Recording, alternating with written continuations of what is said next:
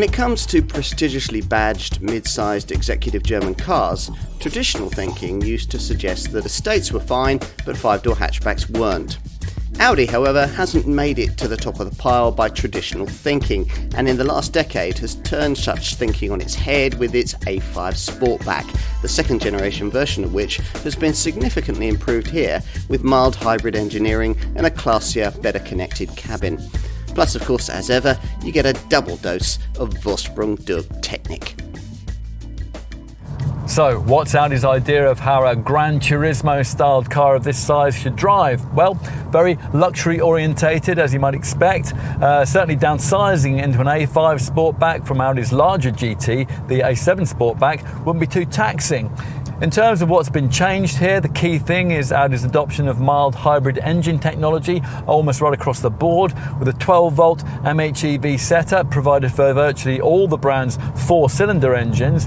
Otherwise, the engineering of this Mark II A5 Sportback is much as it was when we first saw it back in 2016, which means it's still primarily a front or four-wheel drive car in a segment still dominated by rear-driven rivals. This hasn't held this Audi back too much though in the past, and we don't expect it to be much of an issue with this facelifted version either.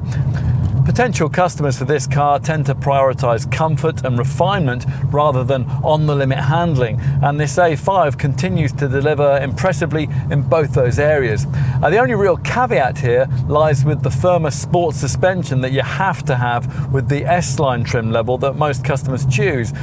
Try before you buy is our advice.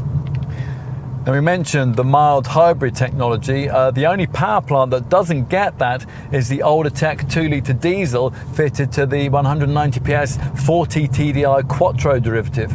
Otherwise, the MHEV system features on all the four-cylinder power plants. It incorporates an integrated BAS belt alternator starter generator, which powers a 12-volt main electrical setup in which a compact lithium-ion battery in the boot stores energy harvested via a KERS, Kinetic Energy Recovery System. Audi expects a strong seller to be the entry-level A5 35 TFSI petrol variant. That now gets a 150 PS 2-litre TFSI unit, and like all mainstream A5 Sportback variants, it features, as standard, a 7-speed S-tronic auto gearbox. In this auto form, an A5 Sportback 35 TFSI is capable of 44.8 mpg on the WLTP combined cycle and up to 143 grams per kilometre of WLTP rated CO2. The same 2-litre TFSI engine is offered in 190 PS form in the 40 TFSI variant we're trying here,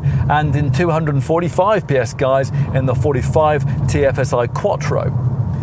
Diesel buyers are offered the Volkswagen Group's newest 2-litre TDI unit in 163 PS form in the base 35 TDI derivative that many A5 customers will want. Diesel also now powers the sporting S5 model, and that now uses a 347 PS 3-litre twin-turbo 6-cylinder unit, which has the more advanced 48-volt MHEV system and is boosted by an electric compressor. Imagine what an Audi A4 saloon might look like if it had a hatchback, it was slightly wider and lower, and it had an A5 coupe nose, and you're pretty much picturing this Sportback model. To be fair, you wouldn't necessarily immediately guess its A4 ancestry from a casual glance. This design, although it's just 7mm longer than that car, is a significant 41mm lower, and it has the A5 coupe model's wavy waistline and frameless doors. In this evolved form, the second generation version of the A5 Sportback has a slightly more sophisticated feel, and almost everywhere you look there's a chamfered surface or an intricately fashioned part that's clearly been carefully considered and then carefully considered all over again. So, time to pull back the frameless door, which endorses this model's Gran Turismo style aspirations, and take a seat inside. where you'll find yourself in a cabin that, as before, we think will really sell you this car. Despite recent advances made by direct rivals, in many ways this remains the defining interior of its class, with cabin quality that's still unbettered and the cool, classy feel that's distinctive to this Ingolstadt brand.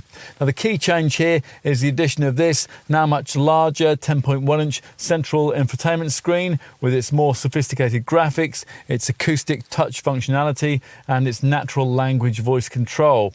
Now, unfortunately, you don't now get the useful rotary controller that operated the previous MMI system, but navigation is now standard, as are a wider range of cutting-edge Audi Connect media features. Plus, unlike direct rivals, Audi won't make you pay extra for Apple CarPlay and Android Auto smartphone mirroring. You are positioned almost faultlessly on really supportive heated seats in front of the best digital dash in the segment, the 12.3-inch Audi virtual cockpit screen. It's now fitted as standard throughout the range. Wherever you look, feel or touch, there are treats. The buttons click nicely, the column stalks feel good, and those low-rent plastics that you would find further down in some premium rivals are noticeable by their absence. Time to take a seat in the rear. The expected signs that the room on offer back here will be slightly compromised compared to a boxier Audi A4 start with the need to duck slightly to avoid the swept back coupe roofline. And once inside, that sleeker profile does indeed sacrifice a little headroom compared to a conventional premium mid-sized model, especially when a panoramic glass roof has been fitted. Still, those of average height should be fine, and the improvements in cabin space incorporated into the original version of this second generation A5 design help this Audi when it comes to leg space. One tall adult can certainly sit behind another in reasonable comfort, although there's not quite as much room to stretch out as there is in a rival BMW 4 Series Grand Coupe. Finally, let's take a look in the boot. You access it via a standard powered tailgate, which can be optionally specified to rise with a swipe of your foot beneath the bumper. And that's very useful if you're approaching the car laden down with bags.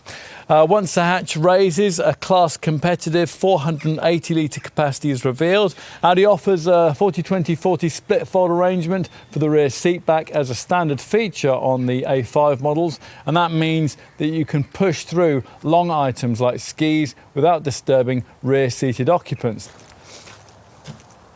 In summary, this is exactly what Ingolstadt promised, an intelligent evolution of a car that stacks up on paper and can credibly manage to seat up to 5 people. It's all enough to make this A5 Sportback a hard option to ignore if you fit its target market. For a relatively small premium over an A4, it delivers for you a more stylish, yet still pretty practical package. One thing's certain, here's another very desirable Audi.